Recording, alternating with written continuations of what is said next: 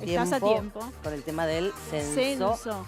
¿Hasta cuándo tengo tiempo para hacerlo virtual? Bueno, el 18 de mayo es de manera presencial, viene el censista a casa, así que atención porque hay que apurarse, así ya nos quedamos tranquilos. Además, algunos tuvieron problemas con las páginas que se tildan, por el celular algunos no pudieron tampoco, así que ya mismo le vamos a preguntar todas nuestras dudas a Mariano Poledo, que es coordinador del Censo 2022 de INDEC. ¿Qué tal, Mariano? Buenas tardes.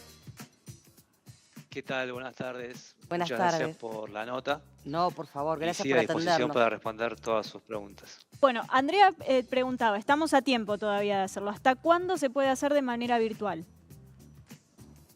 Se puede hacer hasta el 18 de mayo a las 8 de la mañana, pero queremos y esperamos que no esperen hasta último momento, sino que traten de hacerlo, queda un poquito menos de un mes.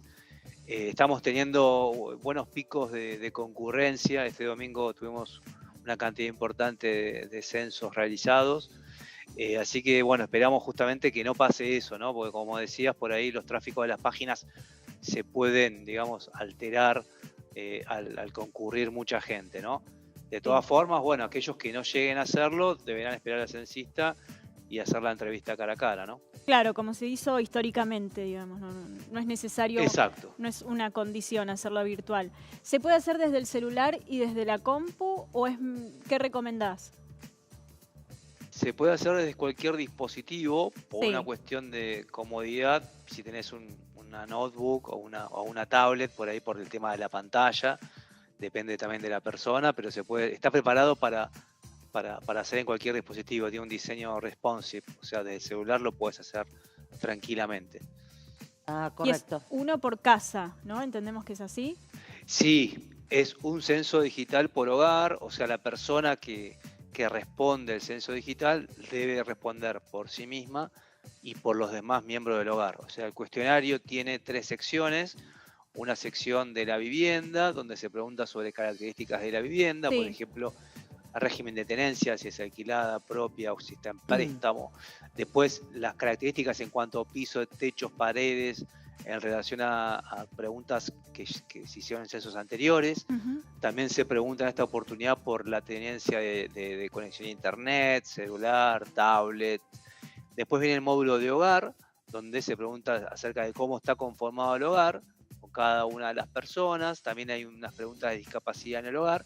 Y luego está la parte de población, donde tenés un cuestionario por cada una de las personas del hogar, ¿no? Ahí se pregunta sobre nivel educativo, autopercepción de identidad de género, autorreconocimiento de pueblos originarios, que son preguntas nuevas, ¿no? Sí, yo lo hice y vi que esa parte era toda nueva. Ahora con Andre nos preguntábamos al principio del programa esto de, bueno, si ya lo hice y ya tengo un código, automáticamente no queda un registro digital de que ya lo hice, o sea, claro, sí como o que sí yo estoy tengo censada. que quedarme para mostrar ese código. Sí, cuando vos haces el censo digital se te provee un código alfanumérico de 6 caracteres que te llega por correo electrónico y lo ves en pantalla, lo podés anotar, pero debes esperar al censista porque de esa manera nosotros nos aseguramos en términos metodológicos de que esas personas viven en esa vivienda y que esa vivienda está en esa ubicación geográfica. O sea, es como que atamos, por decirlo de alguna manera, atamos todos los datos, Claro, ¿no? se Por cierra eso el es importante, círculo. exactamente. O sea, se corrobora de alguna manera, se corrobora. Se corrobora. Claro. Y además, recuerden que es un feriado nacional, ¿no?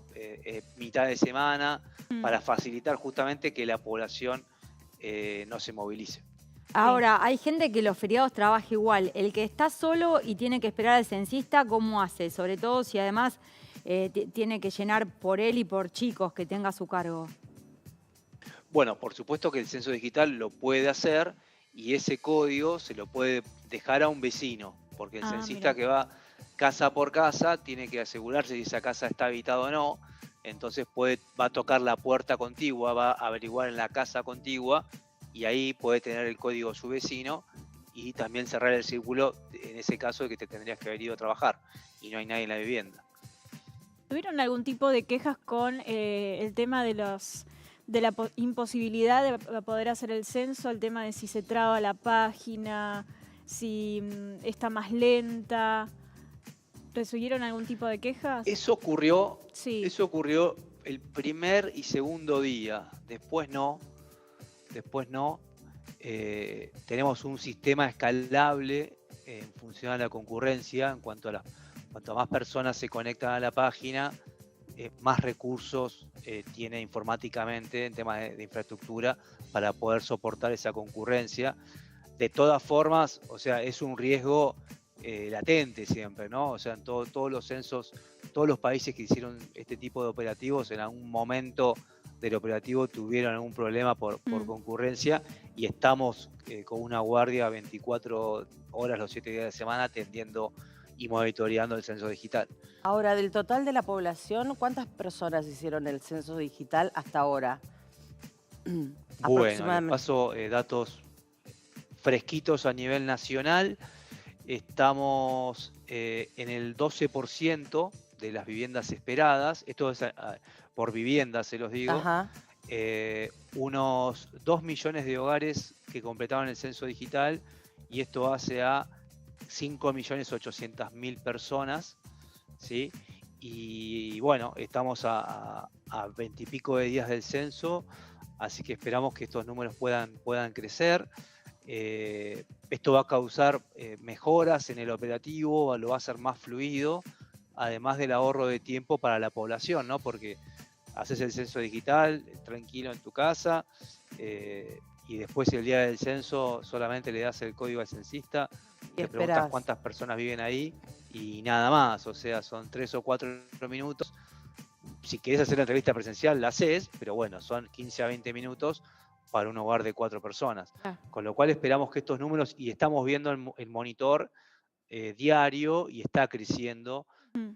Sabemos que la gente en general suele procrastinar, dejar las cosas para el final, y bueno, por eso esperamos a un pico de concurrencia, sobre todo en la última semana. A veces eso tiene que ver con cuánto tiempo le lleva a completar. Más o menos, ¿tenés un promedio, un registro de cuando uno se pone frente a la página, en cuánto tiempo lo puede realizar? Sí, tenemos todos los tiempos cronometrados. Eso depende del hogar, pero por ejemplo, un hogar unipersonal lo haces en 7 minutos, ¿sí?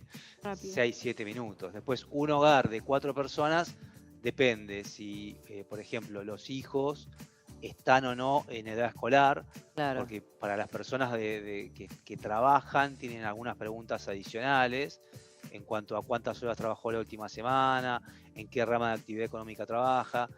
Pero para un hogar tipo, familia tipo, con dos hijos en edad escolar, el cuestionario es de aproximadamente 15 o 16 minutos. Ahora, el censista obviamente va a tener una identificación, más teniendo en cuenta, digamos, con esto no quiero,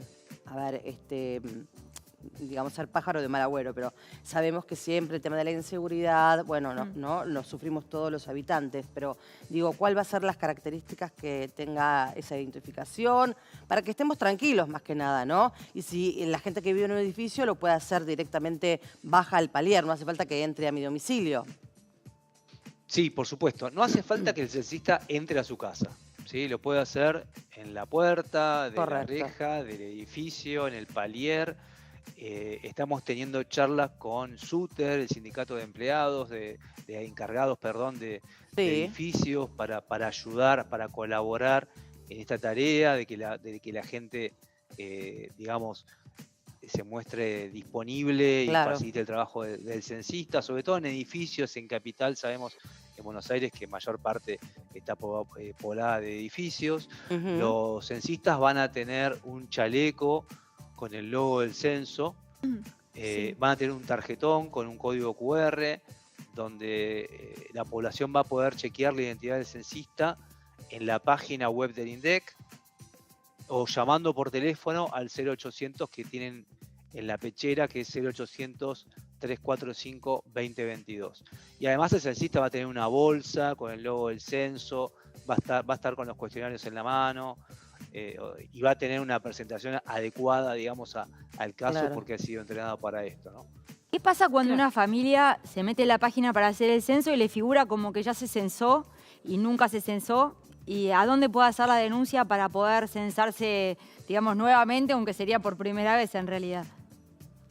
Bueno, en realidad, si eso pasó, debe esperar al censista. ¿sí? Puede haber habido Pasó. o un error. Claro.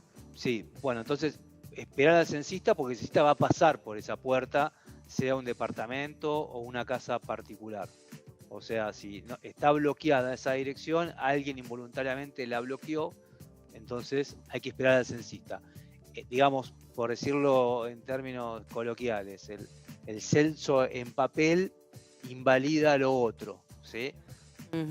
Invalida el censo digital para esa ubicación geográfica, para ese domicilio. Entonces, a esas personas, si les pasó esto, esperen al censista, por favor, y hagan la entrevista cara a cara. ¿En qué rango de horario van a censar? Se va a censar de las 9 a las 18 horas. 18. Y quien quiera ser censista, digo, ya está la gente que necesitan o se pueden postular, porque entiendo que también hay un rédito económico, ¿no?, para esta gente. Sí. ¿O cómo se selecciona? El INDEC en su momento publicó una página para el público en general que quiera postularse y tuvimos una convocatoria increíble, 250.000 personas en muy poco tiempo.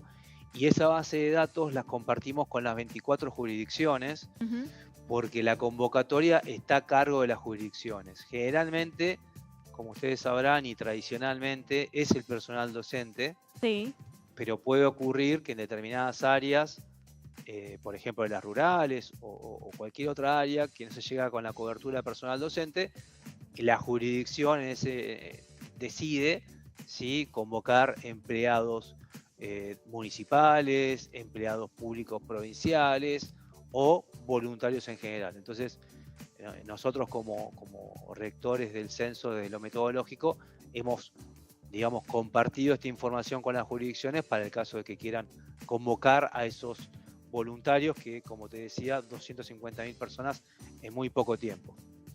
Bárbaro. Me preguntaba esto porque, viste, a veces es como en las épocas de votación, hay gente que se propone sabiendo que tiene alguna... Sí, el honorario es el mismo, o sea, son 6.000 pesos. Sí. Es lo mismo que se paga a un presidente de mesa en una elección. Bien, 6.000 pesos. Correcto. Y ya está cerrado. O sea, sí, entiendo que por la cantidad de gente la convocatoria está en marcha, no está cerrada, está en marcha. Está en marcha con una gran parte ya reclutada, o sea... Este censo tiene varias innovaciones, entre ellas hay una capacitación virtual en un campus virtual, entonces el reclutamiento y el registro se hace por un sistema informático, luego esa gente que se recluta y se registra pasa a un campus virtual donde hace el curso de jefe de fracción, jefe de radio o censista, y una vez que está la capacitación finalizada y aprobado, ya está en condiciones de realizar el trabajo el día del censo. Todo eso, estamos en ese proceso ahora. ¿Sí? Ahora quiero volver un segundito porque me quedó una duda con respecto al tema del código y si se lo dejo a un vecino si yo tengo que ir a trabajar. Ahora bien, suponte que a ese vecino, digamos, ya pasó el censista y no tiene mi número, yo no se lo dejé, me olvidé. ¿Qué pasa? Bueno, podría haber otro vecino. Sí. Puede pasar. Bueno, ponele, me olvidé. Digo, ¿no? Porque a veces estas cosas pasan, ¿no? Si te olvidaste, o sea, ese cuestionario no queda invalidado, ¿sí? Correcto. No queda invalidado. Tenemos un operativo también de supervisión y si esto ocurriera, en algunos casos se van a supervisar en términos de ir en los 7 días posteriores al día del censo a determinadas casas. Son cosas que tenemos también en mente a la supervisión, pero puede pasar de que te vas de tu casa y te olvidas de darle el código y ese cuestionario no queda invalidado. ¿Sí? Perfecto. Eso es algo importante de destacar. ¿Cuántos años tiene que tener la persona al que vos le das el código? Digamos, si yo me tengo que ir a trabajar y tengo hijos adolescentes pero que no son mayores de edad, ¿se los puedo dejar o tiene que ser mayor de edad la persona? No, se lo puedes dejar, sí, se lo puedes dejar.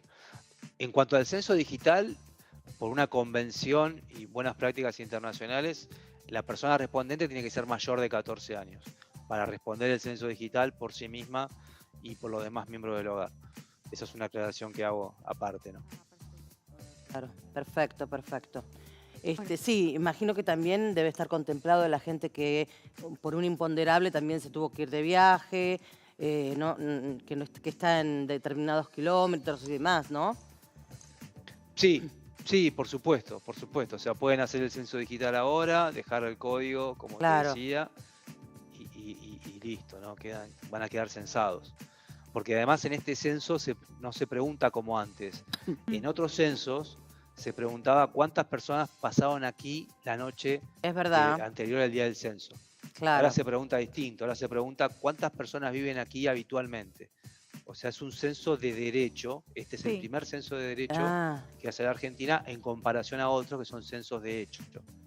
Esto permite tener una mejor cuantificación de la demanda de bienes y servicios públicos en una determinada área. O sea, lo que hacen, digamos, lo que están haciendo los países que están más en la avanzada de la estadística, hacen este tipo de censos de derecho. Perfecto. Claro, y aparte está bueno tener un dato real de cuánta gente vive en un ambiente. Totalmente. Más después de la pandemia y la situación económica que estamos atravesando, ¿no? Yo creo que los datos van a ser muy interesantes y teniendo en cuenta además que desde el 2010 no tenemos un censo.